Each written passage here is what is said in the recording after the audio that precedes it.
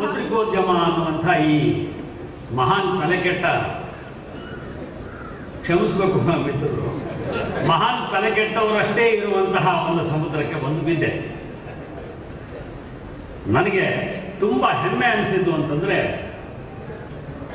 ನಾನು MA ಮುಗಿಸಿದ 10 ವರ್ಷಗಳ ನಂತರ ನನಗೆ ವೈಸ್ ಚಾನ್ಸಲರ್ ಆಗಿದ್ದಂತಹ ಡಾಕ್ಟರ್ R.C. ಹಿರೇಮಠ ಅವರು ಹುಬ್ಬಳ್ಳಿಯ ಕನ್ನಡ ಸಾಹಿತ್ಯ ಸಮ್ಮೇಳನಕ್ಕೆ ಅಧ್ಯಕ್ಷರಾಗಿ ಆಯ್ಕೆಯಾದರು. ಆಗ ನಾನು ಸಂಯುಕ್ತ ಕರ್ನಾಟಕದ ಮ್ಯಾಗಝೈನ್ ಸೆಕ್ಷನ್ನಿನ ಎಡಿಟರ್ ಆಗಿ ಕೆಲಸ ಮಾಡ್ತಿದ್ದೆ. ನಮ್ಮ ಸಂಪಾದಕರು ಹೇಳಿದ್ರು, ಹೋಗು ಅವರಿಗೆ ಮತ್ತೆ ನಿಮ್ಮ ಗುರುಗಳಲ್ಲ, ಇಂಟರ್ವ್ಯೂ ಮಾಡ್ಕೊಂಡು ಬಾ ಅಂತ. ನನಗೆ ಬೇರೆ ದಾರಿ ಇರಲಿಲ್ಲ. ನಾನು ಕಲಬುರಗಿ ಅವರಿಗೆ ಗಂಡು ಬಿದ್ದೆ. ಸರ್, ಹೆಂಗಾದ್ರೂ ಮಾಡಿ R.C. ಹಿರೇಮಠದ ಒಂದು ಸಂದರ್ಶನ ನೀವು ಕೊಡಿಸ್ಬೇಕು, ಅದಕ್ಕೇನಂತ ಬಾ ಹೋಗೋಣ ಅಂತೇಳಿ ಕರ್ಕೊಂಡು ಹೋದ್ರು. R.C. ಹಿರೇಮಠದ ಒಂದು ಶೈಲಿ ಇತ್ತು. ಅವರು ತಮ್ಮ ಮನೆಯಲ್ಲೇ ತಾವು ಅತಿಥಿ ಅಂತ ಕುಳಿತಿರ್ತಾರೆ. ಇನ್ನು ನನ್ನ ಗತಿ ಏನಾಗಿರ್ಬೇಕು? Various doctor R.C. ಹಿರೇಮಠ ಅಂತ ಕೇಳಿದ್ರೆ ನಮ್ಮ ಚಂದ್ರಶೇಖರ್ ಪಾಟೀಲ್ರು ಬಹಳ ಚೆನ್ನಾಗಿ ಹೇಳ್ತಾರೆ. I think he is in a suit ಅಂತ. ಯಾವಾಗಲೂ ಸೂಟ್ ಹಾಕೊಂಡೇ ಇರ್ತಾರೆ. ಅವರು ಒಂದು ತಂತ್ರ ಮಾಡಿದ್ರಂತೆ, ಒಂದು ಸ್ಟೂಲ್ ಇಟ್ಕೊಂಡು ಅದನ್ನ ಹತ್ತಿ ಅದಕ್ಕೆ ಹಿಂಗೆ ಕೈ ಚಾಚಿ ಇಳಿದು ಬಿಟ್ರೆ ಸೂಟಿಂದ ಹೊರ ಬಂದಂಗೆ ಅಂತ. ಇದನ್ನು ಚಂದ್ರಶೇಖರ್ ಪಾಟೀಲ್ ಹೇಳ್ತಿದ್ರು. ಆದ್ರೆ R.C. ಹಿರೇಮಠರು ನಿಜವಾಗ್ಲೂ ಬಹಳ ದೊಡ್ಡ ವಿದ್ವಾಂಸರು. ಅವರು ಸಂದರ್ಶನವನ್ನು ಕೊಟ್ಟರು, ನಾನು ಬರ್ಕೊಂಡೆ. ಎಲ್ಲ ಆದ್ಮೇಲೆ ನಿಮ್ಮನ್ನು ಎಲ್ಲೋ ನೋಡಿನಲ್ರಿ, ಈ ಎಲ್ಲೋ ನೋಡಿನಲ್ರಿ ಅನ್ನೋದು ಬಹಳ ಅಪಾಯಕಾರಿಯಾದಂಥ. ಸರ್, ನಾನು ನಿಮ್ಮ ವಿದ್ಯಾರ್ಥಿ, ಯೂನಿವರ್ಸಿಟಿಯಲ್ಲಿ ನಾನು ಓದ್ತಾ ಇದ್ದೆ ಅಂತಂದೆ. ಸ್ವಲ್ಪ ಹಿಂಗೆ ಆದಷ್ಟು ಬಳ್ಳಾರಿ. ಹೌದು ಸರ್, ಎಷ್ಟು ಓಡಾಡಿದ್ದೆಲ್ಲೋ ಅಂತ. ಅದಕ್ಕೆ ಸಾಹೇಬರು ಕಲಬುರಗಿಯವರು ಈಗಲೂ ಅಷ್ಟೇ ಓಡಾಡಿದ್ದಂತೆ. ನನ್ನ ಪರಿಚಯ ಮಾಡಿಕೊಡುವವರು ಇದು ಯಾವುದನ್ನು ಹೇಳಲಿಲ್ಲವಾದ್ರಿಂದ ನಾನು ಹೇಳಿದೆ. ಅವರಿಗೆ ನಾನೆಷ್ಟು ಓಡಾಡ ಅಂತ ಪಾಪ ಹೇಳ್ಬಿಡ್ತಾರೆ. ಸ್ನೇಹಿತರೆ, ಉದ್ಯಮ ಅನ್ನುವಂತಹ ಶಬ್ದಕ್ಕೆ ಉದ್ದಿಮೆ ಅನ್ನುವ ಶಬ್ದ ಯಾಕೆ ತಲೆಗೆ ಹಾಕೊಂಡಿದೆ ನನಗೆ ಗೊತ್ತಿಲ್ಲ. ಭಾಷಾಶಾಸ್ತ್ರಜ್ಞರು ಇದನ್ನು ಹೇಳಬೇಕು. ತೆಲುಗಿನಲ್ಲಿ ಉದ್ಯಮ ಅನ್ನುವುದನ್ನೇ ಒಂದು ಹೋರಾಟ ಅನ್ನುವ ಅರ್ಥದಲ್ಲಿ ಬಳಸ್ತಾರೆ. ಆ ಉದ್ಯಮಂ ಚಲರೇಗಿಂದಿ ಅನ್ನೋ ಮಾತಂದ್ರೆ ಆ ಹೋರಾಟ ಆರಂಭವಾಯಿತು. ಆದರೆ ಕರ್ನಾಟಕದಲ್ಲಿ ಮತ್ತು ಬಹುಶಃ ಭಾರತದ ಇತರ ಎಲ್ಲ ಭಾಗಗಳಲ್ಲಿ ಉದ್ಯಮ ಅಂದ್ರೆ ಒಂದು ವ್ಯಾಪಾರ. ಉದ್ದಿಮೆ ಬೇರೆ, ಉದ್ಯಮ ಬೇರೆ. ನಾನು ಪತ್ರಿಕೋದ್ಯಮವನ್ನಾಗಿ ಮಾಡಬೇಕು ಅನ್ನೋನೇ ಹೊರತು ಪತ್ರಿಕೋದ್ಯಮೆಯನ್ನಾಗಿ ಮಾಡಬಾರದು ಅನ್ನುವಂತಹ ಒಂದು ನಿಲುವನ್ನು ಹೊಂದಿರುವುದು. ಈ ಮಾತು ಮುಂದೆ ನಿಮಗೆ ಎಕ್ಸ್ಪ್ಲೈನ್ ಮಾಡ್ತೀನಿ. ಇದನ್ನು ಯಾಕೆ ಹೇಳಿದೆ ಅಂತಂದ್ರೆ, ಇವತ್ತು ಕೇವಲ ಸಂಘರ್ಷ ಮತ್ತು ಸಾಮರಸ್ಯ ಪತ್ರಿಕೋದ್ಯಮದ ವ್ಯಾಪ್ತಿಯಲ್ಲಿ ನೋಡಿದರೂ ಕೂಡ ಅದು ಕೇವಲ ಪತ್ರಿಕೋದ್ಯಮದ ಸಂಘರ್ಷವಾಗಿ ಅಥವಾ ಸಾಮರಸ್ಯವಾಗಿ ಉಳಿದಿಲ್ಲ. ಅಂತಾರಾಷ್ಟ್ರೀಯ ಸಂಬಂಧಗಳ ಸಂಘರ್ಷ ಮತ್ತು ಅಂತಾರಾಷ್ಟ್ರೀಯ ಸಂಬಂಧಗಳ ಸಾಮರಸ್ಯವನ್ನ ಪತ್ರಿಕೋದ್ಯಮ ಇವತ್ತು ಬೆಳೆಸಬೇಕಾಗಿದೆ, ಅದನ್ನ ಗಟ್ಟಿಗೊಳಿಸಬೇಕಾಗಿದೆ. ಒಂದು ಕಾಲ ಇತ್ತು, 2 ಪತ್ರಿಕೆಗಳು ಜಗಳಾಡ್ತಾ ಇತ್ತು. ಆನಂತರ 2 ಪತ್ರಿಕೋದ್ಯಮಿಗಳು ಜಗಳಾಡ್ತಾ ಇತ್ತು. ಆದರೆ ಒಂದು ಜಗಳವನ್ನ 2 ಪತ್ರಿಕೆಗಳು ಹೇಗೆ ನೋಡಬೇಕು ಮತ್ತು ಹೇಗೆ ಸಾಮರಸ್ಯವನ್ನು ತಂದು ಸ್ಥಾಪಿಸಬೇಕು ಅನ್ನುವಂತಹ ಪ್ರಶ್ನೆ ಈಗ ಹಿಂದೆಂದಿಗಿಂತಲೂ ಕೂಡ ಬಹಳ ಮುಖ್ಯವಾಗಿದೆ ಅಂತ ನಾನು ಭಾವಿಸ್ತೇನೆ. 2 ಜಾತಿಗಳು ಜಗಳ ಮಾಡ್ತಾರೆ, 2 ಉಪಜಾತಿಗಳು ಜಗಳ ಮಾಡ್ತಾರೆ. ವರದಿ ಮಾಡುವವರು ನಾವು ಹೇಗೆ ವರದಿ ಮಾಡಬೇಕು ಅನ್ನೋದು ನನ್ನ ಪ್ರಶ್ನೆ. ನೀವು ನೋಡಿ, ಒಂದು ಕೋಮಿಗೆ ಸೇರಿದಂತಹ ಪೂಜಾ ಸ್ಥಳದಲ್ಲಿ ವರಾಹವನ್ನು ಕತ್ತರಿಸಿ ಹಾಕಿದ್ದರಿಂದ ಅಲ್ಲಿ ಕಾನೂನಿನ ಸಮಸ್ಯೆ ಉಂಟಾಗಿದೆ. ಎಷ್ಟು ಕಷ್ಟಪಡ್ತೀವಿ ಹೇಳೋದಕ್ಕೆ. ಒಂದು ಮಸೀದಿ ಮುಂದೆ ಹಂದಿ ಕರೆದು ಹಾಕಿದ್ದಾರೆ.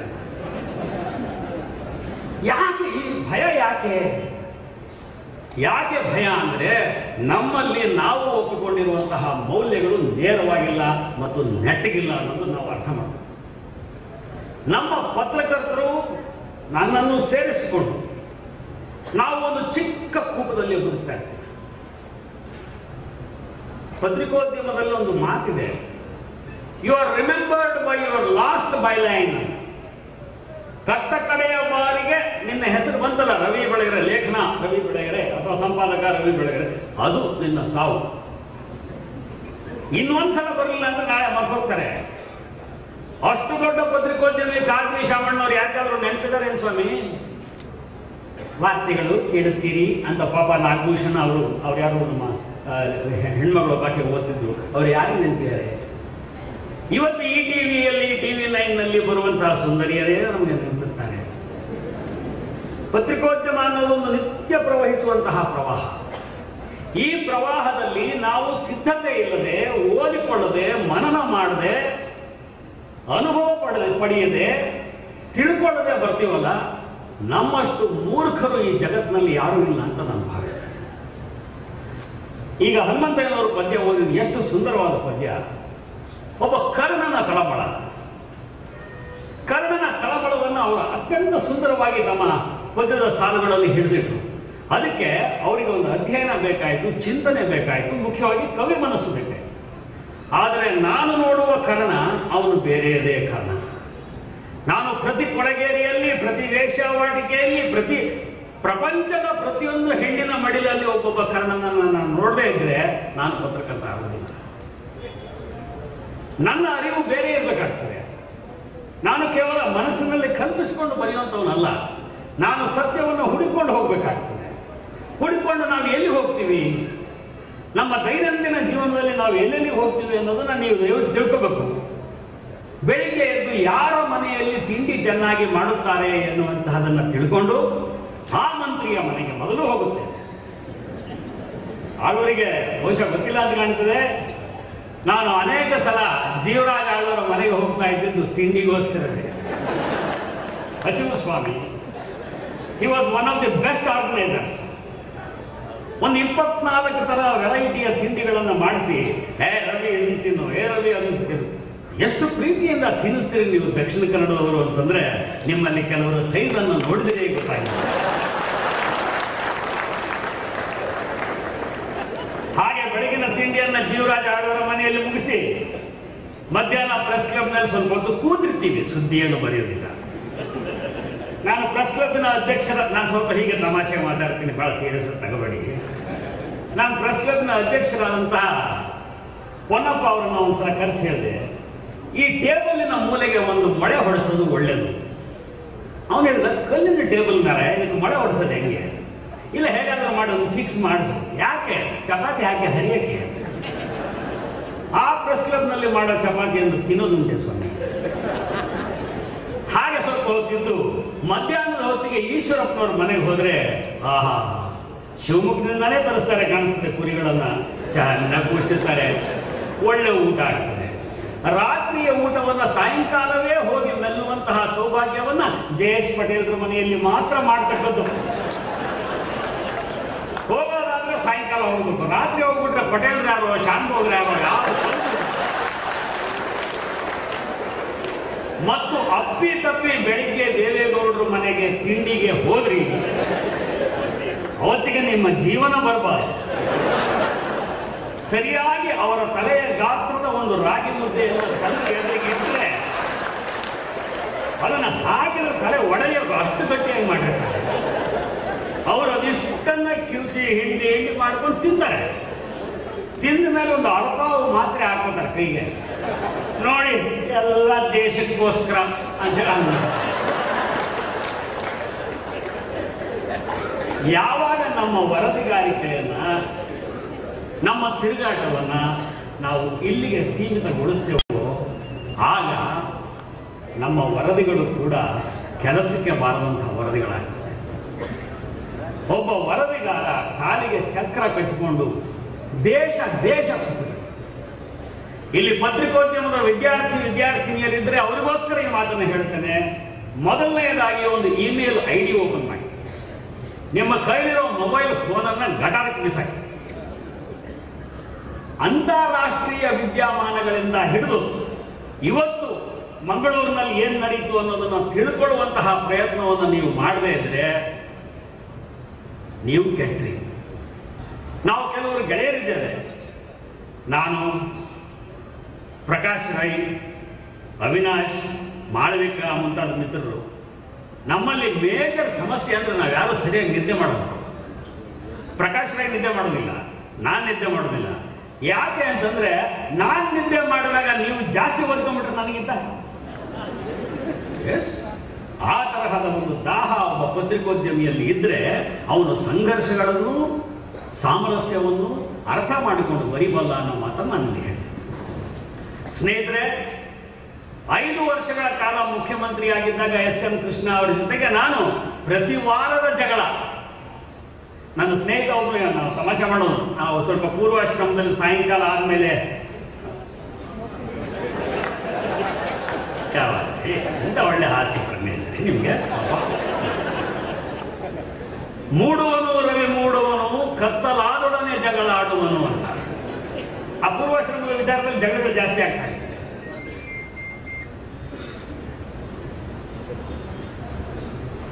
ಯಾವಾಗ ನಾವು ಓದುವುದನ್ನು ರೆಸ್ಟ್ರಿಕ್ಟ್ ಮಾಡ್ತೀವಿ, ನಮ್ಮ ಬರವಣಿಗೆಯ ಧಾಟಿ ಬದಲಾಗಿದೆ.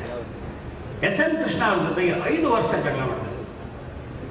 ಪ್ರತಿ ವಾರ ಅವರು ನನ್ನ ವಿರುದ್ಧ ಒಂದು ಸ್ಟೇಟ್ಮೆಂಟ್ ಕೊಡೋರು, ನಾನು ಅವ್ರ ವಿರುದ್ಧ ಒಂದು ಬರೀತಿದ್ದೆ. ಅದು ಮುಂದೆ ಅವರು ಈ ರಾಷ್ಟ್ರದ ವಿದೇಶಾಂಗ ಸಚಿವ ಹುದ್ದೆಗೆ ಹೋದಾಗ ಒಂದು ಫೋನ್ ಮಾಡಿದ್ರು. ಅವತ್ತು ಅವ್ರ ಬರ್ತ್ಡೇ ಅಂತಂತೇಳಿ ಕಾಲಮ್ ಏನೋ ಒಂದು ಚಿಕ್ಕ ಸುದ್ದಿ ಓದಿದ್ದೆ ನಾನು. Just took an opportunity of greeting him on his birthday. I said happy birthday to you sir, I wish you health. Ravi ಅವರೇ, ನನ್ನಿಂದ ಏನಾಗಬೇಕು? ನಿಮ್ಮಿಂದ ಏನಾಗಬೇಕಾಗಿಲ್ಲ, ನನ್ನ ಪಾಡ ಬಿಟ್ಟರೆ ಸಾಕು.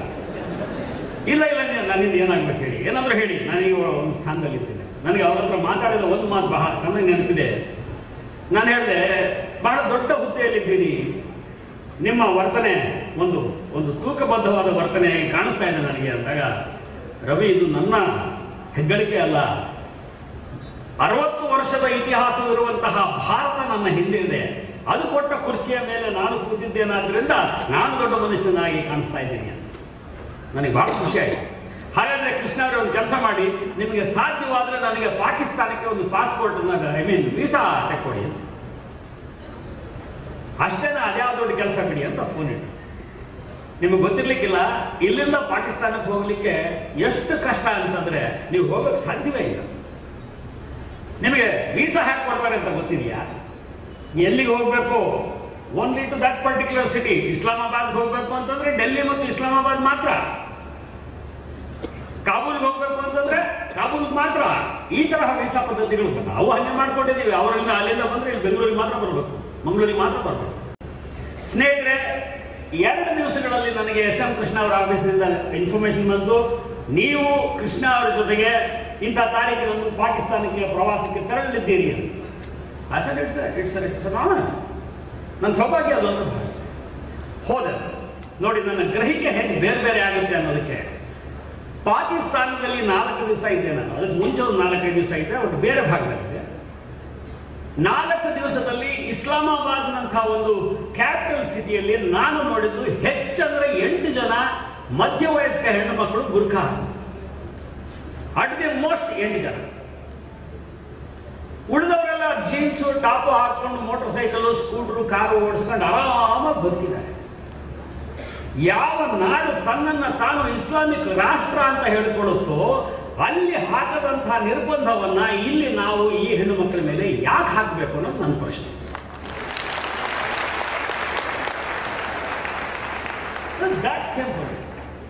ಆಮೇಲೆ ಪಾಕಿಸ್ತಾನ ಅಂದ್ಕೂಡಲೇ ನಮ್ಮ ಶತ್ರುಗಳವರು ಅಂತ ನಾವು ಮಾತಾಡ್ತಾ ಇದ್ವಲ್ಲ. ನಾನು ಕಾರ್ಗಿಲ್ ಯುದ್ಧ ಭೂಮಿಯಲ್ಲಿ 12 ದಿವಸ ಓಡಾಡಿ ಬಂದಂತ ಒಂದೊಂದು ಶವ ಇಳಿತಾ ಇದ್ರೆ ಕಣ್ಣಲ್ಲಿ ನೀರು ಬರ್ತಾ ಇತ್ತು ನನಗೆ. ಈ ಕಾರ್ಗಿಲ್ ಬೆಟ್ಟವನ್ನು ಹೀಗೆ ಹತ್ತುವಾಗ ಮೇಲ್ಗಡೆಯಿಂದ ವ್ಯಾನ್ಗಳು ಬರೋದು. ಬ್ಲಾಕ್ ವ್ಯಾನ್ ಅಂತ ಹೇಳಿ ಅವನು ಮೇಜರ್ ಪುರುಷೋತ್ತಮನ್ ಅಂತ ಅವ್ರು ಹೇಳ್ತಾ ಇದ್ರು. ಬ್ಲಾಕ್ ವ್ಯಾನ್ ಅಂತಂದ್ರೆ ಅದರೊಳಗೆ they are bringing out bodies hour boys. ಅರೆ, ನಮ್ಮ ಹುಡುಗರನ್ನ ಕೊಂದುಬಿಟ್ರ 600 ಮಕ್ಕಳು ಸದ್ಯಕ್ಕೆ ನಾನು ಕಣ್ಣಾರೆ ನೋಡಿದ್ದೀನಿ. ಕರ್ನಾಟಕದ 17 ಜನ ಮಕ್ಕಳಿಗೆ ಮನೆಗೆ ಹೋಗಿ 1 ಲಕ್ಷ ರೂಪಾಯಿ ತಲುಪಿಸಿ ಬಂದಿದ್ದೀನಿ ನಾನು. ಅಂಥ ಸಿಟ್ಟು ಪಾಕಿಸ್ತಾನದ ಮೇಲೆ ಬರುತ್ತೆ. ಆದರೆ ಗೆಳೆಯರೆ, ನೀವು ಹೋಗಿ ಪಾಕಿಸ್ತಾನದಲ್ಲಿ ಇಸ್ಲಾಮಾಬಾದ್ನಲ್ಲಿ ನಿಂತುಕೊಂಡು ನಾನು ಐ ಆಮ್ ಎನ್ ಇಂಡಿಯನ್ ಅಂತ ನೀವು ಹೇಳಿ ಅವರು ನಿಮಗೆ ಕೊಡುವಂತ ಆತಿಥ್ಯ ಏನಿದೆ, ತೋರಿಸುವಂತಹ ಪ್ರೀತಿ ಏನಿದೆ, ನಿಮ್ಮನ್ನು ಮನೆಗೆ ಕರೆಯೋದೇನು, ಊಟ ಮಾಡಿಸೋದೇನು, ಕುछ ठंडा पीजिए साहब, हमारा दिल्ली कैसा है, लखनऊ कैसा है, और जीनत अमन कैसी है, आपने अमिताभ बच्चन को देखा है? ಮನುಷ್ಯ ಎಲ್ರಿ ಬೇರೆ ಬೇರೆ ಆಗಿರೋದಕ್ಕೆ ಸಾಧ್ಯ.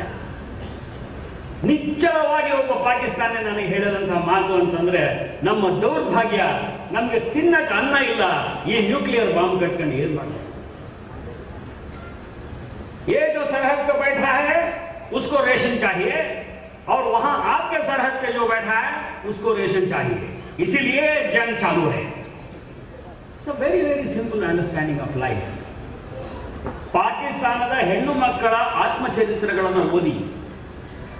ಇದ್ರ ಮಧ್ಯೆ ನಾವು ವೈಯಕ್ತಿಕವಾದ ಒಂದು ಮಾತಾಡೋದು, ನಾನು 106 kg ಇದ್ದೆ. ಮುಂಚೆ ನೋಡಿದವರು ಯಾರು ಇದ್ರೆ ಕೈ ಎತ್ಬೋದು. ಏನು ಸೌಭಾಗ್ಯ ನಿಮ್ದು ಅಂತ. ನಾನೀಗ 70 kg ನನ್ನ ತೂಕವನ್ನ ಇಡಿಸ್ಕೊಂಡು ಅತ್ಯಂತ ಸುಂದರನಾಗಿ ಕಾಣಿಸುವಂತ ಪ್ರಯತ್ನ ಮಾಡ್ತಿದ್ದೀನಿ.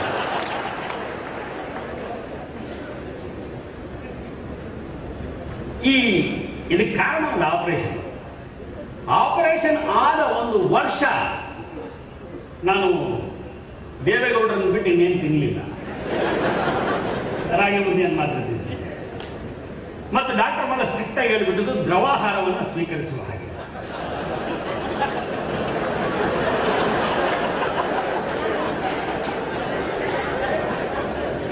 ಅದರ ಪರಿಣಾಮ ಅಂದ್ರೆ ಒಂದು 36 kg ಕಡಿಮೆ ಆಗಿ ಒಂದು 8 ಮರಿಗಳನ್ನು ಈದ ನಾಯಿಯ ಹಾಗೆ ಆಗಿದೆ. ಯಾಕೆ ಹೇಳಿದೆ ಅಂದ್ರೆ, ಈ 8 ತಿಂಗಳ ಅವಧಿಯಲ್ಲಿ ಒಂದೇ ಒಂದು ನಿದ್ರೆಯ ಮಾತ್ರೆಯನ್ನು ತೆಗೆದುಕೊಳ್ಳದೆ ಭಾರತ, ಪಾಕಿಸ್ತಾನ, ಬಾಂಗ್ಲಾದೇಶ್, ಶ್ರೀಲಂಕಾ, ಕಾಂಬೋಡಿಯಾ ಹೀಗೆ ಸುತ್ತಮುತ್ತಲಿನ ಅಷ್ಟೂ ರಾಷ್ಟ್ರಗಳ ಸಾಹಿತ್ಯವನ್ನು ಅಧ್ಯಯನ ಮಾಡಲಿಕ್ಕೆ ನನಗೆ ಸಾಧ್ಯ. ನನಗೆ ಆಶ್ಚರ್ಯ ಆಗಿದ್ದು ಅಂದ್ರೆ, ನಮ್ಮ ಕರ್ನಾಟಕದ ಕವಯಿತ್ರಿಯರು, ಲೇಖಕಿಯರು ಅನೇಕರು ಇದ್ದೀರಿ, ಒದ್ಗಿದ್ದೀರಿ. ನಾನು ಯಾವಾಗಲೂ ಇವರು ಬರೆಯೋದನ್ನು ನೋಡ್ತಿರ್ತೀನಿ. ಶೋಷಣೆಯ ವಿರುದ್ಧ ಹೋರಾಟ ಮಾಡಬೇಕು.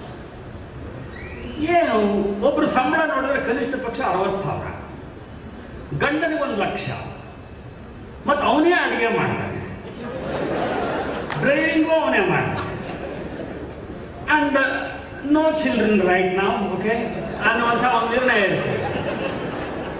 ಮತ್ತೆ ಯಾವ ಶೋಷಣೆ ಬಗ್ಗೆ ಮಾತಾಡ್ತೀವಿ? ಅರೆ ಮೈ ಡಿಯರ್ ಫ್ರೆಂಡ್ಸ್, ಪಾಕಿಸ್ತಾನದ ಒಂದು ಪ್ರಾಂತ್ಯದ ಮುಖ್ಯಮಂತ್ರಿಯಾಗಿದ್ದಂತಹ ಖಾರ್ ಎನ್ನುವನ ಪತ್ನಿ ಬರೆದಿರುವಂತಹ ತನ್ನ ಆತ್ಮಚರಿತ್ರೆಯನ್ನು ದಯವಿಟ್ಟು ಓದಿ. ಆಕೆ ಅವನ 6ನೇ ಪತ್ನಿ. ಅವನು ಎಂಥ ಕ್ರೂರಿಯಾಗಿದ್ದ ಮತ್ತು ಈಕೆ ಏನೇನು ಅನುಭವಿಸಿದ್ಲು ಅನ್ನೋದನ್ನ ಮೈ ಫ್ಯೂಡಲ್ ಲಾರ್ಡ್ ಅನ್ನುವಂತಹ ಪುಸ್ತಕದಲ್ಲಿ ತೆಹಮಿನಾ ದುರಾನಿ ಬರೀತಾಳೆ. ಹೇಳಿದೆ, ಅದನ್ನು ಓದಿದ ಮೇಲೆ ನಮ್ಮಲ್ಲಿ ಶೋಷಣೆಯೇ ಇಲ್ಲ ಅಂತ ತೀರ್ಮಾನ ಮಾಡಬಹುದು. ಈ ಗ್ರಹಿಕೆ ನಿಮಗೆ ಯಾವಾಗ ಬರುತ್ತೆ ಅಂತಂದ್ರೆ, ನೀವು ಹೊರಗಡೆ ಹೋದಾಗ. ಮುಖ್ತರನ್ ಬಿ ಅಂತ ಅವಳ ಹೆಸರು, ಮುಖ್ತರ್ ಮಾಯಿ ಅಂತ ಕರೀತಾರೆ. ಒಂದು ಗ್ರಾಮದಲ್ಲಿ ಕುರಾನ್ ಹೇಳ್ಕೊಡ್ತಾ ಇದ್ದಂತಹ ಒಬ್ಬ ಡಿವೋರ್ಸಿ ಆಗಿ, ಮದುವೆ ದಿವಸವೇ ಅವಳ ಬಾಳು ಹಾಳಾಗೋಯ್ತು. ಕುರಾನ್ ಪಾಠ ಮಕ್ಕಳಿಗೆ ಮಾಡ್ತಾ ಇದ್ಲು. ಅವಳನ್ನ ಒಂದು ಬಹಳ ಯಕಶ್ಚಿತ್ ಕಾರಣಕ್ಕೋಸ್ಕರ ಆ ಊರಿನ ಶ್ರೀಮಂತರು 16 ಜನ ಸೇರಿ ಸಾಮೂಹಿಕವಾಗಿ 106 ಜನರ ಎದುರುಗಡೆ ಮಾನಭಂಗ ಮಾಡ್ತಾರೆ. ಮಾನಭಂಗ ಮಾಡಿದ್ದನ್ನ ಒಂದು ಲೋಕಲ್ ವರದಿಗಾರ ಅದನ್ನು ಪ್ರಕಟಿಸ್ತಾನೆ. ಅದು ಪಾಕಿಸ್ತಾನದಲ್ಲಿ ರಾಷ್ಟ್ರ ಮಟ್ಟದ ಸುದ್ದಿ ಆಗುತ್ತೆ, ಆಮೇಲೆ ಇಂಟರ್ನ್ಯಾಷನಲ್ ನ್ಯೂಸ್ ಆಗುತ್ತೆ. ಮುಷರಫ್ಗೆ ಅದರಿಂದ ಸಿಕ್ಕಾಪಟ್ಟ ಅವಮಾನ ಆಗಿ ಆ ಹೆಣ್ಣು ಮಗಳಿಗೆ ಆ ಕಾಲಕ್ಕೆ 25 ಲಕ್ಷ ರೂಪಾಯಿಗಳನ್ನು ಕಳಿಸ್ತಾನೆ. ಆ 25 ಲಕ್ಷದ ಚೆಕ್ ತಗೊಂಡೋಗಿ ಕೊಟ್ಟರೆ ಮುಖ್ತರ್ ಮಾಯಿ ಎನ್ನುವಂತಹ ಒಬ್ಬ ಅನ್ಪಡ್ ಹೆಂಗಸು, ಅವಳು ಅಕ್ಷರಸ್ಥಳೇ ಅಲ್ಲ, ಈ ದುಡ್ಡು ತಗೊಂಡು ನಾನು ಏನು ಮಾಡಲಿ ಅಂತ. ಹಂಗಾದ್ರೆ ಮಾನವನ ವಾಪಸ್ ಕೊಡು ಅಂತ ಕೇಳ್ತಾ ಇದ್ದೆ. ನನ್ನ ಪರಿಸ್ಥಿತಿ ಯಾಕೆ ಹೀಗಾಯ್ತು ಅಂತಂದ್ರೆ, ಪೊಲೀಸ್ ಸ್ಟೇಷನ್ ಅಲ್ಲಿ ನಾನು ಅವರು ಬರ್ಕೊಂಡಂತ ಹೇಳಿಕೆಗೆ ನಾನು ಹೆಬ್ಬಟ್ಟು ಹಾಕಿದ್ನಲ್ಲ, ಅದಕ್ಕೆ ಈ ಪರಿಸ್ಥಿತಿ ಆಗಿದೆ ನನಗೆ. ಆದ್ರಿಂದ ನನ್ನ ಗ್ರಾಮದ ಅಷ್ಟೂ ಜನ ಹೆಣ್ಣು ಮಕ್ಕಳು ವಿದ್ಯಾವಂತರಾಗಬೇಕಾದ್ರಿಂದ ನನಗೆ ಒಂದು ಶಾಲೆಯನ್ನ ಕೊಡಿ ಅಂತ ಕೇಳ್ತಾರೆ. ಇವತ್ತು ಆಕೆಯ ಶಾಲೆಯಲ್ಲಿ ಆಕೆಯೇ ವಿದ್ಯಾರ್ಥಿ. She herself is student. ಈ ತರಹದ ಇನ್ನೊಂದು ಆ ಕಾಂಬೋಡಿಯಾದ ಒಬ್ಬ ಪ್ರಾಸ್ಟಿಟ್ಯೂಟ್ನ ಇತಿಹಾಸವನ್ನು ನೀವು ಓದಬೇಕು. ಆಕೆ ಬಹಳ ಚಿಲ್ಲರೆ ವೇಶ್ಯೆ. ಆ ವೇಶ್ಯೆಯನ್ನು ಒಬ್ಬ ಯುರೋಪಿಯನ್ ಒಂದ್ಸಲ ಒಂದು ತನ್ನ ಹೋಟೆಲಿಗೆ ಕರ್ಕೊಂಡು ಹೋಗ್ತಾನೆ, ಸ್ನಾನ ಮಾಡಿದೀಯಾ ಅಂತ. ಇಲ್ಲ, ಮಾಡಿ ಬಹಳ ದಿವಸ ಆಯ್ತು. ನಮ್ಮ ಕಡೆ ಸೋಪು ಲಾಸ್ಟಿಗೆ ಉಳಿತದಲ್ಲ, ಬಟ್ಟೆ ಉಜ್ಜಿ ಲಾಸ್ಟ್ ಅದರ ಹರಳನ್ನು ಕೊಡ್ತಾರೆ, ಒಮ್ಮೊಮ್ಮೆ ಮೈ ತೊಳೆಯೋದು ಉಂಟು ಅಂತ. ಹಾಗಾದ್ರೆ ನೀನು ಒಳಗಡೆ ಹೋಗಿ ಸ್ನಾನ ಮಾಡು. ಹೋದ್ರೆ ಇವಳಿಗೆ ಆ ಬಾತ್ರೂಮ್ ಅನ್ನು ಹೇಗೆ ಬಳಸ್ಬೇಕಂತ ಗೊತ್ತಿಲ್ಲ, ನೀರು ಎಲ್ಲಿಂದ ಬರುತ್ತೆ ಅಂತ ಗೊತ್ತಿಲ್ಲ. ಕಡೆಗೆ ಒಂದು ಸ್ವಲ್ಪ ನೀರಿತ್ತು, ಅದ್ರಲ್ಲಿ ಮುಖ ತೊಳ್ಕೊಂಡು ಬರ್ತಾರೆ. ಬಂದ ಮೇಲೆ ಅವಳನ್ನ ಕೇಳ್ತಾನ ಅವನು, ಸ್ನಾನ ಮಾಡಿದ್ಯಮ್ಮ ಅಂತ. ಇಲ್ಲ, ಮುಖ ತೊಳೆದೆ. ಯಾಕೆ? ನೀರೆಲ್ಲಿತ್ತು ಗೊತ್ತಿಲ್ಲ. ಮತ್ತೆ ಮುಖ ಎಲ್ಲಿ ತೊಳೆದೆ? ಅಲ್ಲೊಂದು ಸಣ್ಣ ತೊಟ್ಟಿ ಇತ್ತು. ಯಾವುದು ಶೋಷಣೆ? ನನ್ನ ಗಂಡ ನನ್ನನ್ನು ಏಕವಚನದಲ್ಲಿ ಮಾತನಾಡಿಸುತ್ತಾನ ಅನ್ನುವುದೇ ಶೋಷಣೆಯ ವಿಷಯವಾದರೆ ನಮ್ಮ ಪರಿಧಿ ಏನಾಯಿತು? ಪತ್ರಿಕೋದ್ಯಮದಲ್ಲಿ ಬಹಳ ಮುಖ್ಯವಾಗಿ ಇರಬೇಕಾದಂಥದ್ದು ಇದು. ನೀವು ಎಷ್ಟು ಓದ್ತೀರಿ ಅಷ್ಟು ಸಂಘರ್ಷಕ್ಕೆ ಒಳಗಾಗ್ತೀರಿ, ಎಷ್ಟು ಓದ್ತೀರಿ ಅಷ್ಟು ಸಾಮರಸ್ಯವನ್ನು ಕಾಣ್ಕೊಳ್ತಾ ಬರ್ತೀರಿ. ಈ ಓದುವಿಕೆ, ಚಿಂತನೆ, ತಿರುಗಾಡುವಿಕೆ ಈ ಮೂರು ಇಲ್ಲದೆ ಇದ್ರೆ ಖಂಡಿತವಾಗಿ ನಮ್ಮ ಜೀವನದಲ್ಲಿ ನಾವು ಪತ್ರಿಕೋದ್ಯಮಿಗಳಾಗಿ ಏನನ್ನು ಸಾಧಿಸೋದಕ್ಕೆ ಸಾಧ್ಯವಾಗುವುದಿಲ್ಲ ಅನ್ನೋ ಮಾತನ್ನ ನನ್ನ ಅನುಭವದ ಮುಖಾಂತರ. ಸ್ನೇಹಿತರೆ, ನಾನು ಎಲ್ಲಿಂದ ಎಲ್ಲಿಗೆ ಬಂದೆ? ಬಳ್ಳಾರಿ ಅನ್ನುವಂಥ ಒಂದು ಬೆಂಗಾಡಿನಲ್ಲಿ, ಇವತ್ತು ಬೆಂಗಾಡೇನಲ್ಲ, ಇವತ್ತು ಸಾಕಷ್ಟು ಹಣ ಉಂಟು. ನೀವು ಸುಮ್ಮನೆ ಕಾಲೇಜ್ ಅಲ್ಲಿ ಮಾಡಿದ್ರಿ ಇಷ್ಟೊತ್ತಿಗೆ, ಬೇಡ ಬಿಡಿ, ನೀವು ವೇದಿಕೆ ಮೇಲೆ ಇದ್ದೀರಿ, ಸುಮ್ಮನೆ ಅಲ್ಲಿದ್ದು ಮತ್ತೆ ಎಲ್ಲೇನೋ ಹೋಗ್ಬೇಕು.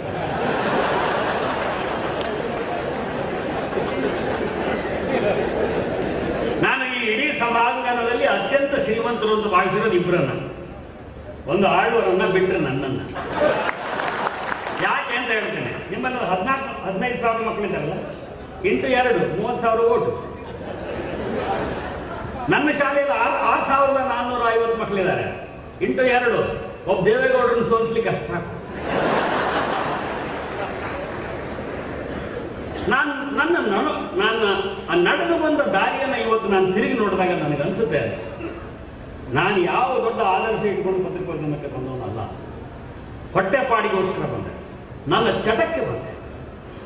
ಆದರೆ ಬಂದವನಿಗೆ ಇದು ಹೊಟ್ಟೆಪಾಡು ಅಷ್ಟೇ ಅಲ್ಲ ಅಂತ ಅರ್ಥ ಆಗಲಿಕ್ಕೆ ಬಹಳ ಸ್ವಲ್ಪ ಕಾಲ ಬೇಕಾಯಿತು.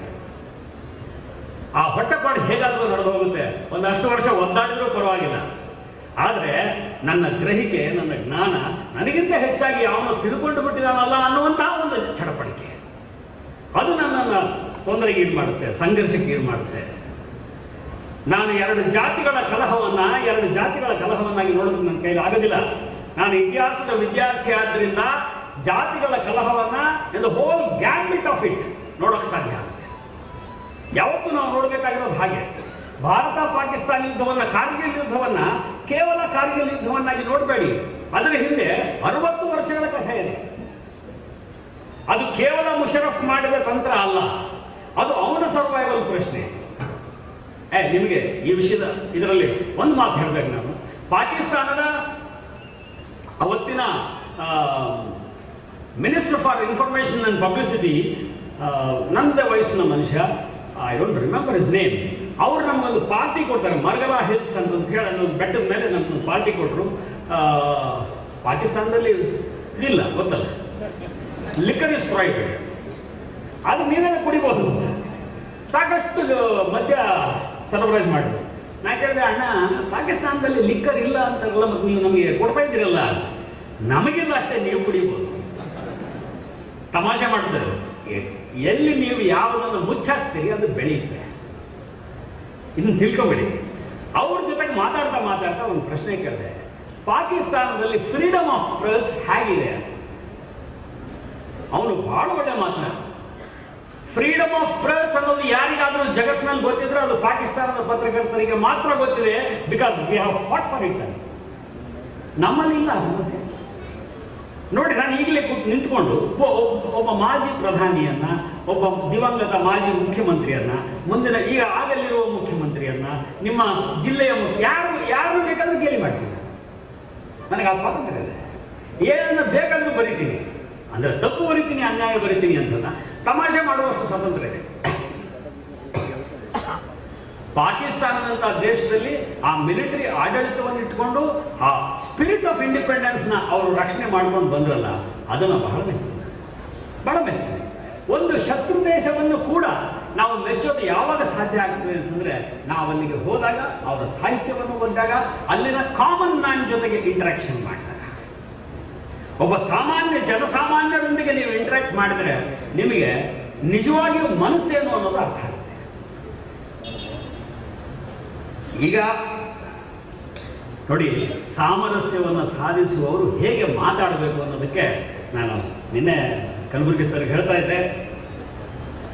2-3 ವಾರದ ಹಿಂದೆ ಪ್ರಜಾವಾಣಿಯ ಸಾಪ್ತಾಹಿಕ ಪುರವಣಿಯಲ್ಲಿ 2 ಲೇಖನ ಓದಿದ ತಕ್ಷಣ ಒಂದು ನಾನು ವೈದೇಹಿ ಅವರಿಗೆ ಫೋನ್ ಮಾಡಿದೆ. ಅವರು ಶಿವರಾಮ್ ಕಾರಂತರ ಬಗ್ಗೆ ಬರೆದಿದ್ದರು. ಅಷ್ಟು ಸುಂದರವಾಗಿ ಶಿವರಾಮ್ ಕಾರಂತರ ಬಗ್ಗೆ ಇನ್ನೊಬ್ಬರು ಬರೆದದನ್ನು ನಾನು ನೋಡಿಲ್ಲ. ನಿಮಗೆ ನಮಸ್ಕಾರ.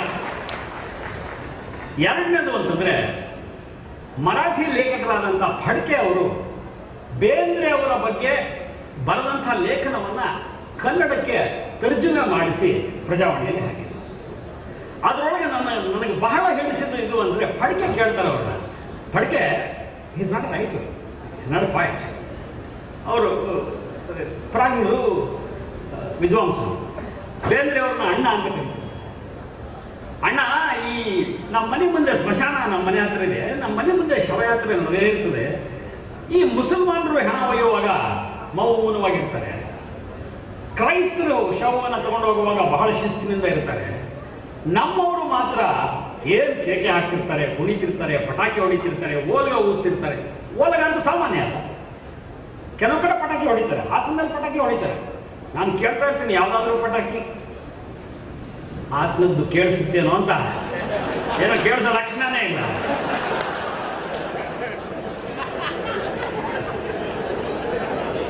ದೇವೇಗೌಡರೊಂದು ನಾನೇಂದ್ರೆ ಹಂಗೆಲ್ಲ.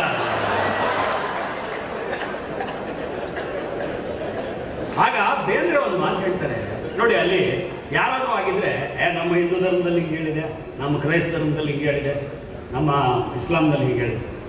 ಒಬ್ಬ ಸಮನ್ವಯಕಾರ, ಶುದ್ಧ ಮನಸ್ಸಿನ ಕವಿ ಹೇಳೋ ಮಾತು, ಶಿವನ ಭೇಟಿಗೆ ಶವ ಹೊಂಟದ, ಈಗಲ್ಲದೆ ವಾಲಗ ಮತ್ತೆ ಯಾವಾಗ ಮಾಡಬೇಕು. ಅರೆ ಯಾವಾಗ ಈ ತರಹದ ಒಂದು ಚಿತ್ತ, ಒಂದು ಯೋಚನೆ ನಮಗಿಲ್ಲದೆ ಹೋದರೆ ಖಂಡಿತವಾಗಿ ನಾವು ಎರಡಕ್ಕೂ ಕೆಲಸಕ್ಕೆ ಬರೋದಿಲ್ರಿ. ಕೆಲವರು ಇರ್ತಾರೆ ನೋಡಿ, 70 ವರ್ಷ, ನನಗೆ ಶುಗರ್ ಇಲ್ಲ, ಡಯಾಬಿಟಿಸ್ ಇಲ್ಲ, BP ಇಲ್ಲ, ಹಲ್ಲು ಬಿದ್ದಿಲ್ಲ, ಕೂದಲು ಬೆಳಗಾಗಿಲ್ಲ, ಜೀವನದಲ್ಲಿ ಏನಾದರೂ ಮಾಡಿದ್ದೀರಿ ಅನ್ನೋ ಅಂಥದ್ದೇನು ಒಂದು ಸಂಘರ್ಷವೇ ಇಲ್ಲ ಅಂತಂದ್ರೆ ಮುಗಿದೋಯ್ತಲ್ಲ ಅಂತ. ಇದೆಲ್ಲ ಮಾಡಿ ಇನ್ನೂ ಹಲ್ಪಲ್ಲಿ ಗಟ್ಟಿಗಿಟ್ಟಿದ್ದೀನಿ ಅಂದ್ರೆ ಯಾವನು ಉದುರಿಸಿಲ್ಲ ಅಂತ ಅಷ್ಟೇ. ನನ್ನ ಪತ್ರಿಕೋದ್ಯಮದ ಸುಮಾರು 30 ವರ್ಷಗಳ ಜೀವನ, ಇಡೀ ಜೀವನವೇ ಒಂದು ಸಂಘರ್ಷ ಅಂತ ನಾನು ಭಾವಿಸ್ತೇನೆ. ಕಾಲೇಜಿನಲ್ಲಿ ಮ್ಯಾನೇಜ್ಮೆಂಟ್ನವ್ರ ಹತ್ರ ಜಗಳ ಆಡ್ಕೊಂಡೆ ಅನ್ನೋ ಕಾರಣಕ್ಕೋಸ್ಕರ ಆ ಸಂಘರ್ಷದಿಂದಾಗಿ ನೌಕರಿ ಹೋಯ್ತಾರೆ. ನಾನಿಲ್ಲಿ ಬಾರ್ಪೂರ್ ಕಾಲೇಜಿಗೆ ಬರಬೇಕಾಗಿತ್ತು, ಅಲ್ಲಿ ಒಂದು ಅಪಾಯಿಂಟ್ಮೆಂಟ್ ಆಗೋದಿತ್ತು. ನಿಮ್ಮ ಸೌಭಾಗ್ಯವೋ ನನ್ನ ದೌರ್ಭಾಗ್ಯವೋ ಆಗಲಿಲ್ಲ. ಆನಂತರ ಎಲ್ಲ ಪತ್ರಿಕೆಗಳಲ್ಲಿ ಕೆಲಸ ಮಾಡಿದೆ, ಎಲ್ಲ ಮ್ಯಾನೇಜ್ಮೆಂಟ್ಗಳ ಜೊತೆಗೂ ಜಗಳ ಮಾಡಿದೆ. ನಾನು ಸಂಯುಕ್ತ ಕರ್ನಾಟಕದಲ್ಲಿ ವರದಿಗಾರನಾಗಿದ್ದೆ, ಕಸ್ತೂರಿ ಪತ್ರಿಕೆಗೆ ಸಂಪಾದಕನಾಗಿದ್ದೆ, ಕರ್ಮವೀರ ವಾರ ಪತ್ರಿಕೆಗೆ ಸಂಪಾದಕನಾಗಿದ್ದೆ. ಪ್ರತಿ ಸಲ ಜಗಳ ಆದಾಗಲೂ ನೌಕರಿ ಹೋಗ್ತಿತ್ತು. ಕನ್ನಡಪ್ರಭಕ್ಕೆ ಹೋದೆ, ಅಲ್ಲೂ ಜಗಳ ಮಾಡಿದೆ. ಕಡೆಗೆ ಈ ಜಗಳ ನನ್ನೊಂದಿಗೆ ಶುರುವಾದಾಗ ನಾನು ಮಾಡಿದ್ದು ಹಾಯ್ ಪತ್ರಿಕೆ. ಇನ್ಯಾರಾದ್ರೂ ಜಗಳ ಮಾಡೋಂಗಿಲ್ಲಲ್ಲ. ಈಗ ಈ ಪತ್ರಿಕೆಯ ಮೂಲಕ ಅನೇಕ ಸಂಘರ್ಷಗಳನ್ನು ಮಾಡಿದೆ. ನನ್ನ ಲಂಕೇಶರ ಜಗಳ ಬಹುಶಃ ಇತಿಹಾಸದಲ್ಲಿ ಸೇರಿ ಹೋದಂಥ ಒಂದು ಜಗಳ. ಎಲ್ಲರೂ ಜಗಳ ಮಾಡಿದ್ವಿ ಬಿಡ್ರಿ, ನಾವು ಗಂಡ ಹೆಂಡತಿನೇ ಮಾಡ್ತೀವಂತೆ. ಸಾಮಾನ್ಯ ಮನೆಗಳಲ್ಲಿ ಹೆಂಡತಿ ಮಾಡ್ತಿರ್ತಾರೆ, ನಾನು ಸುಮ್ಮನಿರ್ತೀನಿ. ಹಿಂಗೆ ನೋಡಿ, ಬರೀ ಗಂಡಸರು ಅಷ್ಟೇ ನಗ್ತಾ ಇದ್ದಾರೆ. ಈ ಸಂಘರ್ಷಗಳು ನನ್ನನ್ನು ಇತ್ತೀಚಿನವರೆಗೂ ಕೂಡ ಜಗಳ ಮಾಡ್ತಾನೆ. ನಾನು ಯಾವಾಗ ಮಾಡ್ತಾನೋ ಗೊತ್ತಾಗೋದಿಲ್ಲ. ಆದರೆ ನನಗೆ ಕಲಿಸಿದಂಥ ಒಂದು ಪಾಠ ಏನು ಅಂತಂದರೆ, ಯಾವ ಸಂಘರ್ಷವೂ ಕೂಡ ವ್ಯಕ್ತಿಯ ವಿರುದ್ಧ ಆಗಿದ್ರೆ ಅದು ಬಹಳ ನೆಗೆಟಿವ್ ಆದ ಸಂಘರ್ಷ ಆಗುತ್ತೆ ಅಂತ ನಾನು ಭಾವಿಸ್ತೇನೆ. No, it should not be. If it is against a value, if it is against the system, if it is against the process of thinking, ಅಷ್ಟೇ ನನ್ನ ತಕರಾರು. ಅಷ್ಟರ ಮಟ್ಟಿಗೆ ಈ ಸಂಘರ್ಷಗಳು ನನಗೆ ಸಾಮರಸ್ಯವನ್ನು ಕಲಿಸಿವೆ ಅನ್ನುವಂಥ ಮಾತನ್ನು ನಾನು ಹೇಳಲಿಕ್ಕೆ ಇಷ್ಟಪಡ್ತೇನೆ. ಈಗ ಪತ್ರಿಕೋದ್ಯಮ ಎದುರಿಸ್ತಾ ಇರುವಂತಹ ಸಂಘರ್ಷ ಅಂತಂದ್ರೆ ಹುಟ್ಟಿಕೊಂಡಿರುವಂಥ ಹೊಸ 3 ಶತ್ರುಗಳು. ಮೊದಲನೇ ಶತ್ರು ಟಿವಿ. ನಿಮ್ಮ ಬೆಳ್ತಂಗಡಿಯಲ್ಲಿ ಅಂತ ಕಾಣ್ತದೆ, ಒಂದು ಹುಡುಗಿಯ ಕೊಲೆ ಆಯಿತು, ಕಾಲೇಜ್ ಗೋಯಿಂಗ್. ಆಕೆಯ ಹತ್ಯೆ ರಿಪೋರ್ಟ್ ಮಾಡಲಿಕ್ಕೆ ನಾನು ಬೆಂಗಳೂರಿಂದ ಬಂದು ಇಲ್ಲಿ ವರದಿ ಮಾಡ್ಕೊಂಡು ಹೋದೆ. ಕಾಯ್ತಾ ಇದ್ರು ಬೆಳ್ತಂಗಡಿ ಸುತ್ತಮುತ್ತಲಿನ ಜನ, ಇಡೀ ದಕ್ಷಿಣ ಕನ್ನಡದ ಜನ. ಯಾಕಂದ್ರೆ ಆಗ ಮಾಧ್ಯಮಗಳು ಅಷ್ಟಿರಲಿಲ್ಲ. ಇವತ್ತು ಕೊಲೆ ಆಗಲಿದೆ ಎಂದು ಈಗ ತಿಳಿದು ಬಂದಿದೆ ಅಂತ ಟಿವಿಯವರು ಹೇಳ್ತಾರೆ. ನಮ್ಮ ಗತಿಯೇನು? ಇದು ಒಂದಾದ್ರೆ. ಆದರೆ ಟಿವಿ ಬಂದ ಮೇಲೆ ಪತ್ರಿಕೆಗಳ ಸರ್ಕ್ಯುಲೇಷನ್ ಏನಾದರೂ ಕಡಿಮೆ ಆಯ್ತಾ ಅಂತ ನೋಡಿದ್ರೆ ಖಂಡಿತವಾಗಿಯೂ ಆಗಿಲ್ಲ ಎನ್ನುವುದು ಅತ್ಯಂತ ಸಂತೋಷದ ವಿಷಯ. ಅದಕ್ಕೆ ಶೋಭಾ ಕರಂದ್ಲಾಜೆ ಅವರಿಗೆ ಥ್ಯಾಂಕ್ಸ್ ಹೇಳಬೇಕು.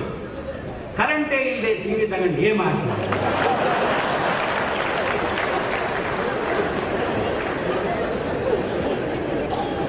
ಟಿವಿ ಬಂದ ನಂತರ ಬಹುಶಃ ಅಮೆರಿಕದಂತಹ ದೇಶದಲ್ಲಿ ಸ್ವಲ್ಪ ಏನಾದರೂ ಏರುಪೇರು ಕಾಣಿಸ್ತೇ ಹೊರತು ಭಾರತದ ಮಟ್ಟಿಗೆ ಮತ್ತು ಕನ್ನಡದ ಮಟ್ಟಿಗೆ ಖಂಡಿತವಾಗಿಯೂ ನಮ್ಗೆ ಯಾರಿಗೂ ಹೊಡೆತ ಕಾಣಲಿಲ್ಲ. ನಾವು ಆ ತರಹದ ಬಡತನವನ್ನು ಇಲ್ಲಿ ಎದುರಿಸ್ತಾ ಇಲ್ಲ.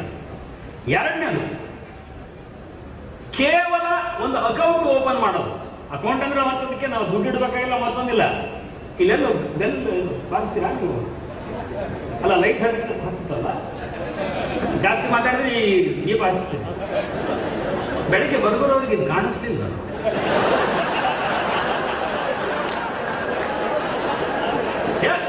ಸುಮ್ಮನೆ ಏನೋ ಅರ್ಥ ಮಾಡ್ಕೋಬೇಕು. ಅಲ್ಲ, ಅವರಿಗೆ ಕಣ್ಣಿನ ಪ್ರಾಬ್ಲಮ್ ಆಗಿದೆ. ದೂರದ ಕಾಣಿಸುತ್ತೆ, ಅಲ್ಲ ಹತ್ತಿರದ ಕಾಣಿಸುತ್ತೆ. ಯಾವ ನಯಾ ಪೈಸೆಯ ಖರ್ಚು ಇಲ್ಲದೆ ಎಂಟ್ರಿ ಆಗಬಹುದಾದಂತಹ ಒಂದು ಮಾಧ್ಯಮ ಫೇಸ್ಬುಕ್. ನಿಮ್ಮ ಟ್ವೀಟರ್ ಎಷ್ಟು ಬೇಗ ಸುದ್ದಿ ಹರಡುತ್ತೆ ಅಂತ. ಸುದ್ದಿ ಹರಡುವ ಆ ಚಾಲೆಂಜ್ ಇದೆಯಲ್ಲ, ಅದಕ್ಕೆ ಅಕೌಂಟಬಿಲಿಟಿ ಇರೋದಿಲ್ಲ. ಆ ಮಾತು ಬೇರೆ, ಅದನ್ನ ಯಾರು ನಂಬಕ್ಕಾಗಲ್ಲ. ಅಮಿತಾಬ್ ಬಚ್ಚನ್ ಒಂದ್ಸಲ ಟ್ವೀಟ್ ಮಾಡಿ, Aishwarya Rai is pregnant, oh congratulation Salman Khan ಅಂತ ಇನ್ನೊಬ್ಬನು ಉತ್ತರ ಕೊಡ್ತಾರೆ. That's one sort of media where things are expressed. ಇದಕ್ಕೆ ಕಾರಣ ಏನು ಅಂತಂದ್ರೆ, ಒನ್ಸ್ ಅಗೇನ್ ಪತ್ರಿಕೆಗಳು ಜಡ್ಡುಗಟ್ಟಿದಾಗ ಈ ತರದ ಹೊಸ ಆಯಾಮಗಳು ಹುಟ್ಟುಕೊಡ್ತಾರೆ.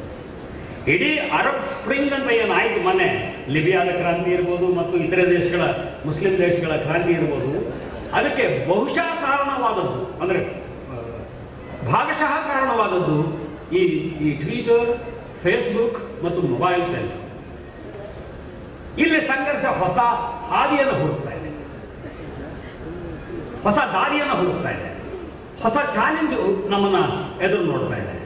ಇಂಥ ಸಂದರ್ಭದಲ್ಲೂ ಕೂಡ ಮನುಷ್ಯ ಸಾಮರಸ್ಯವನ್ನು ಸಾಧಿಸ್ತಾ ಹೋಗಬೇಕು ಅನ್ನೋದು ಪತ್ರಿಕೋದ್ಯಮದ ಆಶಯವಾದರೆ ಮಾತ್ರ ಅದು ನಿಜವಾದ ಪತ್ರಿಕೋದ್ಯಮ ಅಂತ ನಾನು ಭಾವಿಸ್ತೇನೆ.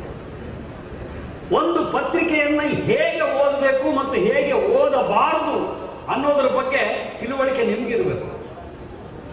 ಇದನ್ನ ತುಂಬಾ ಸುಂದರವಾಗಿ ಔಟ್ಲುಕ್ ಪತ್ರಿಕೆಯ ಸಂಪಾದಕರಾದಂತಹ ವಿನೋದ್ ಮೆಹ್ತಾ ಅವರು ಹೇಳ್ತಾರೆ, how not to read a newspaper. ಈ ಬಾಂಬೆಯಲ್ಲಿರೋರು, ದುಬೈಯಲ್ಲಿರೋರು ಉದಯವಾಣಿಯನ್ನು ಯಾಕೆ ತರಿಸ್ತಾರೆ?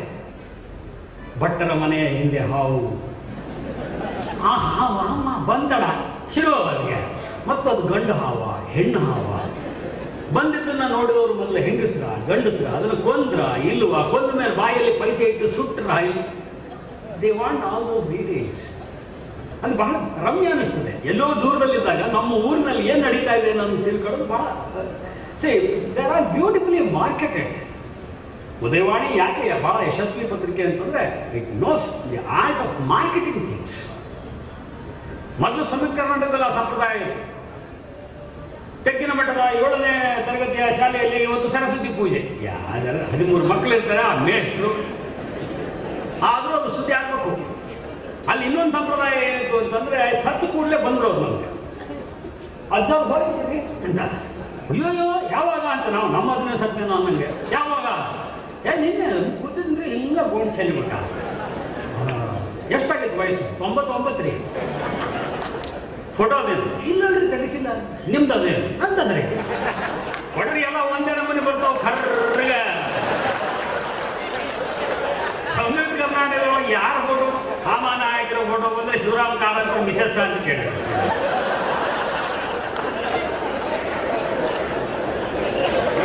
ಈ ನಿಧನ ವಾರ್ತೆ ಅಂತ ಒಂದು ಕಾಲಂ ಮಾಡಿ, ಆಮೇಲೆ ಪ್ರತಿ ನಿಧನವನ್ನು ಕೂಡ ಸಂಯುಕ್ತ ಕರ್ನಾಟಕದಲ್ಲಿ ಶೋಚನೀಯ ನಿಧನ ಅಂದ್ರೆ ಯಾವುದಾದ್ರೂ ಶೋಚನೀಯವಲ್ಲದ ನಿಧನ ಇರ್ಲಿಕ್ಕೆ ಸಾಧ್ಯವ ಅಂತ ನನ್ನ ಅಭಿಪ್ರಾಯ. ಆ ಸುದ್ದಿ ಕೊಟ್ಟು ಹೋದವನು ಮಾರನೇ ದಿವಸ ಬರ್ತಿದ್ದ, ಬಂದು ನಮಸ್ಕಾರ ಬರಲಿಲ್ಲ ಅಂದ್ರೆ ಗೊತ್ತಾ ಅಂತ. ಇಲ್ಲಿ ನೋಡ್ರಿ ಬರಲಿಲ್ಲ, ನಾನು ಡೆಸ್ಕಲ್ಲಿ ಏನು ನೋಡ್ರೋ ಪಾಪ ಮುದುಕ ಸೇರ್ಕೊಂಡ್ರ ಹಾಕ್ರಿ. 2-3 ದಿವಸ ಆದ್ಮೇಲೆ ವಾಪಸ್ ಬಂದು, ಸರ್ ಚಾ ಕುಡಿದು ಬರ್ರಿ ಅಂತಿದ್ದ. ಯಾಕೆ ಸುದ್ದಿನೇ ಇಲ್ರಿ ಅಂದ್ರೆ ಅಟ್ಲೀಸ್ಟ್ ನೀವು ಟೀ ಕುಡಿಸಿ ಅಂದ್ರೆ ಒಂದು ಸುದ್ದಿ ಹಾಕ್ಸ್ಬೇಕು. 5ನೇ ದಿವಸ ಬರೋನು, ಸರ ಬೆಳಿಗ್ಗೆ ಹೇಳಿದ್ರಿ, ಪೇಪರ್ ನೋಡಿದ್ರಿ ಹೇಳೋದ್ರಿ ಅಂದ್ರೆ ಸುದ್ದಿ ಬಂದಿಲ್ಲ ಅಂತ ದುಃಖವೇ ಅವ್ರ ಸತ್ತವನ ಬಗ್ಗೆ ಅಲ್ಲ. ಅದು ಸಂಯುಕ್ತ ಕರ್ನಾಟಕದಲ್ಲಿ ನಿಧನ ವಾರ್ತೆಯಲ್ಲಿ ಬಂದ್ರೆ ಮಾತ್ರ ಅಲ್ಲಿ ವೈಕುಂಠದ ಭಾಗ ತೆಗಿತು. ಅವನಿಗೆ ಒಂದು ಪತ್ರಿಕೆ ಹೇಗೆ ಜನಜನಿತವಾಗಿರ್ತದೆ, ಹೇಗೆ ನಮ್ಮದಾಗಿರ್ತದೆ. ನಮ್ಮ ಚಂದ್ರಶೇಖರ್ ಪಾಟೀಲ್ ಹೇಳ್ತಿದ್ರು, ನನಗೂ ಸಂಯುಕ್ತ ಕರ್ನಾಟಕಕ್ಕೂ ದೈಹಿಕ ಸಂಬಂಧ ಅದ, ಓದಿಲ್ಲ ಅಂದ್ರೆ ಬೆಳಿಗ್ಗೆ ಟಾಯ್ಲೆಟ್ ಹೋಗಕ್ಕಾಗಲ್ಲ.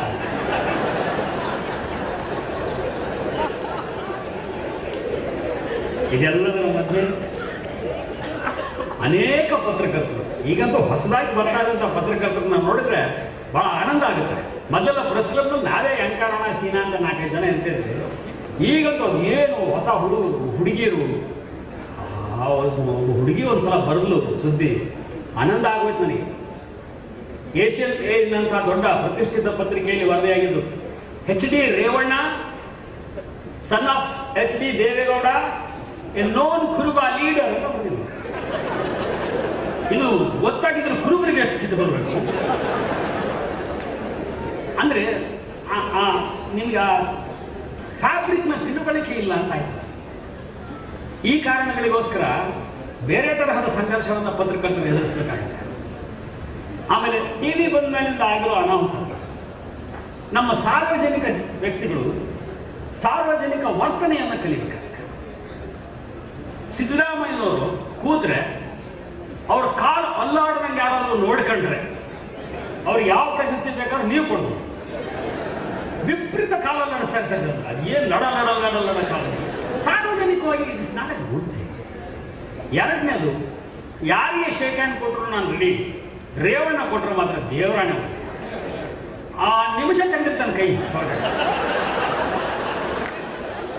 ಹ್ಞೂ ಸರ್, ನಮ್ಮ ಡುಂಡಿರಾಜ್ ಬಹಳ ಚೆನ್ನಾಗಿ ಬರೀತಾರೆ. ದೇವೇಗೌಡರು ಮಾಡಿದ ಗಣಿಗಾರಿಕೆ ಅಂದ್ರೆ ಮೂಗ ಅಗದಗದು ಗಣಿಗಾರಿಕೆ ಮಾಡಿದ್ದಾರೆ. ಅವರು ಬರೀ ಅಗಿಯಲ್ಲ, ಅದನ್ನು ಹಿಂಡ್ತಾ ಇರ್ತಾರೆ. ಆ ಮೂಗ ಈ ಪ್ರಾಣಿಯೊಂದರ ಪ್ರಾಣ ತೆಗೆಯುವಾಗ ಅದನ್ನು ಹಿಂಡ್ತಾರಲ್ಲ, ಹಂಗೆ ಹಿಂಡಿ ಮಾತಾಡ್ತಾ ಇರ್ತಾರೆ. ಈ ಸಾರ್ವಜನಿಕ ವರ್ತನೆಗಳನ್ನು ಸರಿ ಮಾಡ್ಕೊಳ್ಳೋದು ಹೇಗೆ? ಟಿವಿಗಳಲ್ಲಿ ನೋಡಿ, ಒಂದ್ಸಲ ಯಡಿಯೂರಪ್ಪನವರು ಏನೋ ಅಂದ್ರು, ಇವರೇನೋ ನೈಸ್ ಭೂಮಿ ಗಲಾಟೆ ಇದರಲ್ಲಿ ಬಾಸ್ಟರ್ಡ್ ಅಂತ, ಬ್ಲಡಿ ಬಾಸ್ಟರ್ಡ್ ಅಂದ್ರು ದೇವೇಗೌಡರು. ನಾನು ಬಹುಶಃ ಕೇಳಿದ್ರೆ 2 ಇಂಗ್ಲಿಷ್ ಶಬ್ದ ಅವ್ರ ಬಾಯಲ್ಲಿ. ಧನ್ಯವಾದ.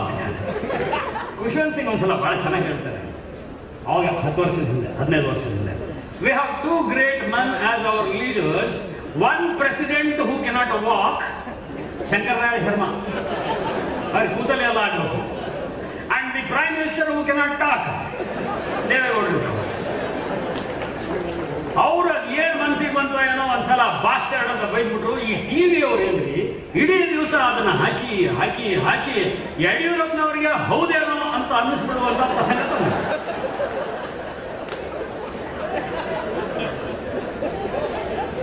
ಇವೆಲ್ಲವುಗಳ ನಡುವೆ ಕೂಡ ಒಂದು ಪ್ರಜ್ಞೆಯನ್ನ, ಸಮಸ್ಥಿತಿಯನ್ನ, ಸಮಚಿತ್ತವನ್ನ ಇಟ್ಕೊಂಡು ಪತ್ರಿಕೋದ್ಯಮ ಅಂತ ಮಾಡಬೇಕಾಗಿದೆ. ಹೊಸ ಹುಡುಗರು, ಹೊಸ ತಲೆಮಾರಿನವರು ಬಂದು ಈ ಪತ್ರಿಕೋದ್ಯಮವನ್ನ, ಈ ಇಂಡಸ್ಟ್ರಿಯನ್ನ ಇನ್ನಷ್ಟು ಸುಂದರವಾಗಿ ಮಾಡಬೇಕು ಅಂತ ನಾನು ಹೇಳ್ತೇನೆ. ನಾವು ಪತ್ರಕರ್ತರು ಜೊತೆಲಿರ್ತೀವಿ ಅನ್ನೋ ಕಾರಣಕ್ಕೆ ಒಬ್ಬರನ್ನೊಬ್ರು ಪ್ರೀತಿಸಲ್ಲ. Competition is always there between us. ಸುದ್ದಿಗೋಸ್ಕರ ಅಷ್ಟೇ ಇದ್ರೆ ಅದು ಬಹಳ ಹಿತವಾದ ಸಂಘರ್ಷ. ಅದನ್ನು ಅಷ್ಟಕ್ಕೆ ಇಟ್ಟುಕೊಂಡು ಬೇರೆ ವೈಯಕ್ತಿಕವಾದನ್ನೆಲ್ಲ ಪಕ್ಕಕ್ಕೆ ಸರಿಸಿ ನಾವು ಸಾಮರಸ್ಯವನ್ನು ರಾಷ್ಟ್ರ ಮಟ್ಟದಲ್ಲಿ, ಅಂತಾರಾಷ್ಟ್ರೀಯ ಮಟ್ಟದಲ್ಲಿ, ಸ್ಥಳೀಯವಾಗಿ ಕೂಡ ಕಾಯ್ಕೊಳ್ಳುವಂತಹ, ಕಂಡುಕೊಳ್ಳುವಂತಹ ಕೆಲಸ ಮಾಡಬೇಕಾಗಿದೆ ಅನ್ನೋ ಮಾತನ್ನು ಹೇಳ್ತಾ, ನನ್ನನ್ನು ಇಷ್ಟು ದೊಡ್ಡ ವೇದಿಕೆಗೆ ಕರೆಸಿ ಮಾತಾಡಲಿಕ್ಕೆ ಅನುವು ಮಾಡಿಕೊಟ್ಟಂತಹ ನಿಮಗೆಲ್ಲರಿಗೂ ಕೂಡ ನನ್ನ ವಿಶೇಷವಾದ ನಮಸ್ಕಾರಗಳನ್ನು ಸಲ್ಲಿಸ್ತಾ ಇದ್ದೀನಿ.